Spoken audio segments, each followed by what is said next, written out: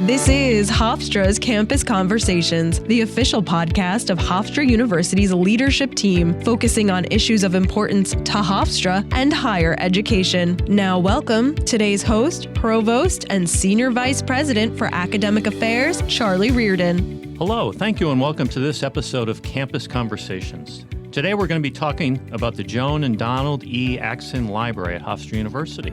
It offers a wealth of information and resources for all members of the Hofstra community to access, while also serving as a critical community space for our campus.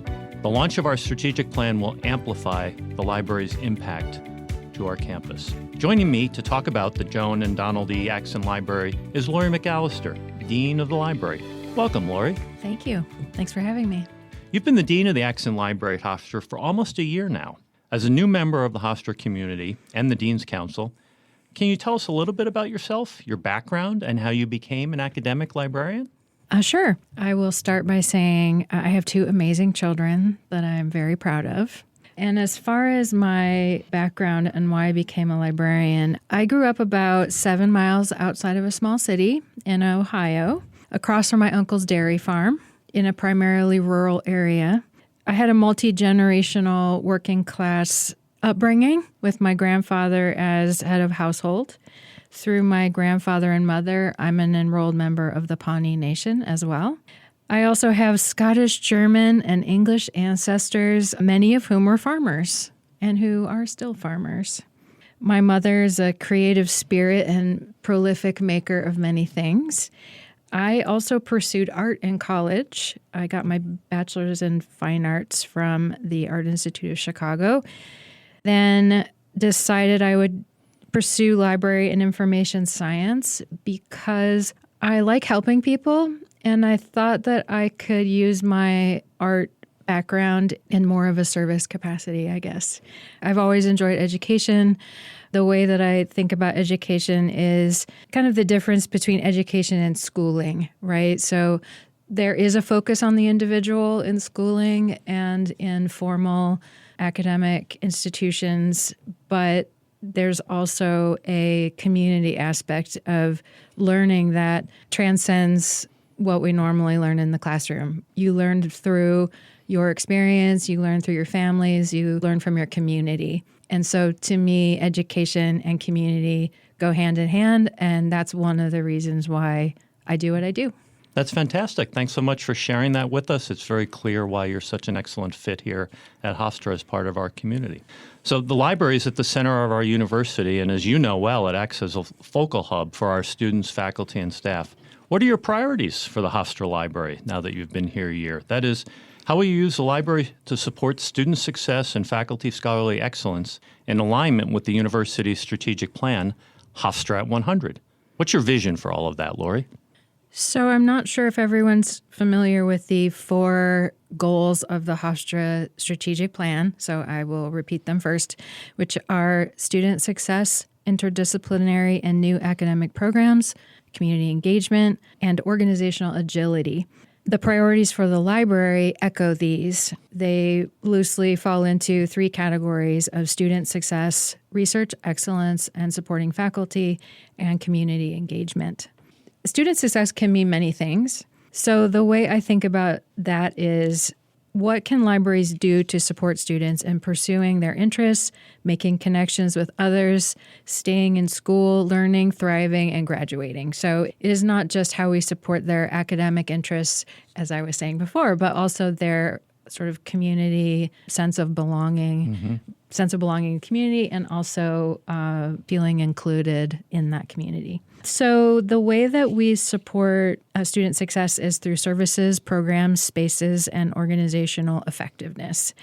A couple of examples here for services includes continuously improving our information literacy course and workshops available for learning various aspects of information science, or learning the databases that the library supports, learning how to work with new tools in the research space, and improving access to collections and other research services. We also partner across the university to promote programs like the Undergraduate Research Day, writing support services, and the use of educational technologies.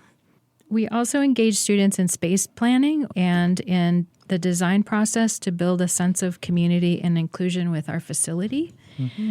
We partner at the institutional level to improve the library's capacity to store data and analyze data so that when we know more about our services, then we can more easily improve them. So We're working on that as well. Continuous improvement, very important. Exactly.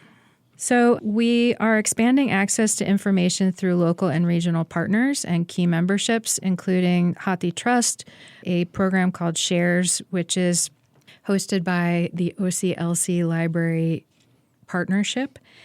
We have some other kinds of consortia that we use. It's mostly librarian speak, alphabet soup, but essentially it expands what is accessible to our researchers behind the scenes. We can also reach and engage researchers more often about library services through established and new communications channels. So we have recently rebooted our social media presence. Fantastic. Yes, thank you. And we are looking at improving our website, and we do that all the time. As you mentioned, continuous improvement cycle. And we collaborate to support interdisciplinary research, scholarly communication, and creative inquiry in all kinds of ways internally and also with external partners. So for community engagement, the first question you ask is, who is our community and who are our communities? The answer is really, there's a lot of them. Right. So K-12, or we say K-20 learners and lifelong learners, teachers and instructors, local organizations and schools, regional, national, and international partners and collaborators, and really anyone interested in studying the many aspects of Long Island and New York histories. So we support public researchers as well as Hofstra researchers. Ways we engage. So we collaborate, and you might hear that word a lot because that's what libraries are very good at, on programming, events, and other learning opportunities to really try to respond to community interests and help people learn.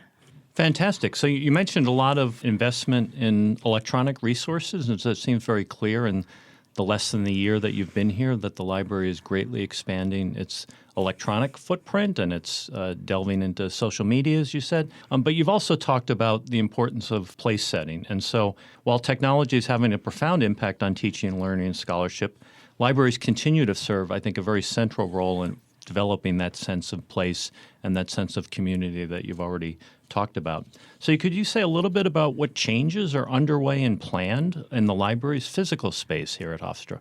Hofstra's new mission is really grounded in what it means to be a part of this community and to learn and live in this place and on this land.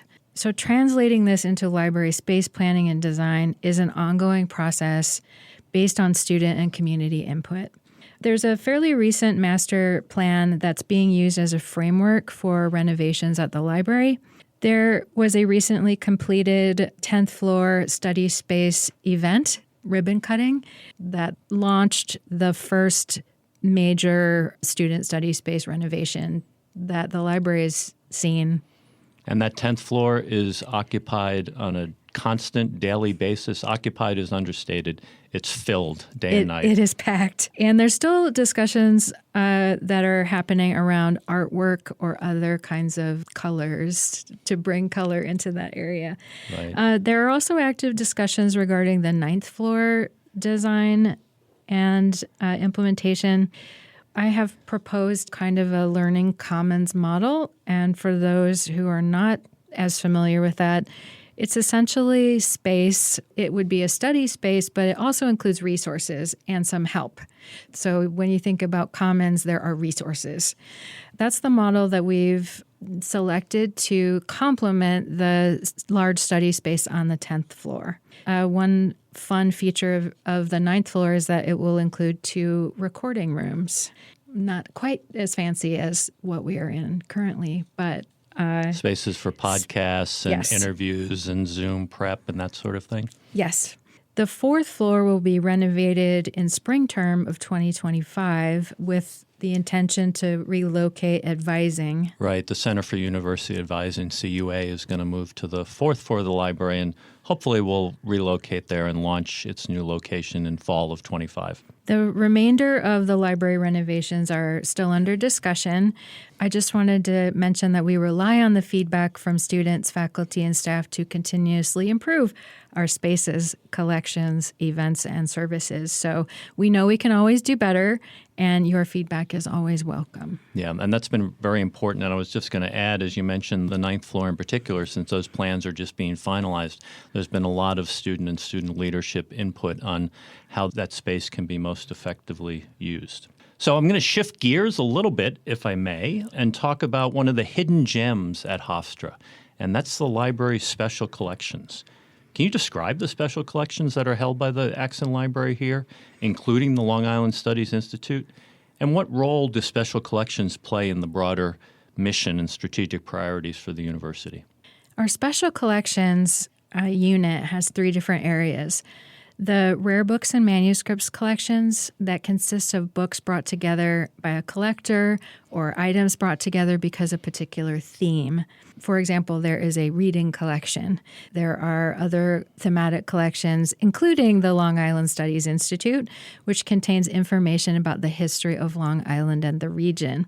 There's also our university archives, which focuses on the history of the university, its campus, and the life of those who have been here across its time. As you noted, these are unique and interesting collections. They may be used for interdisciplinary scholarship, academic inquiry, and or creative expression. People use the archives to solve all kinds of interesting problems or ask all kinds of questions.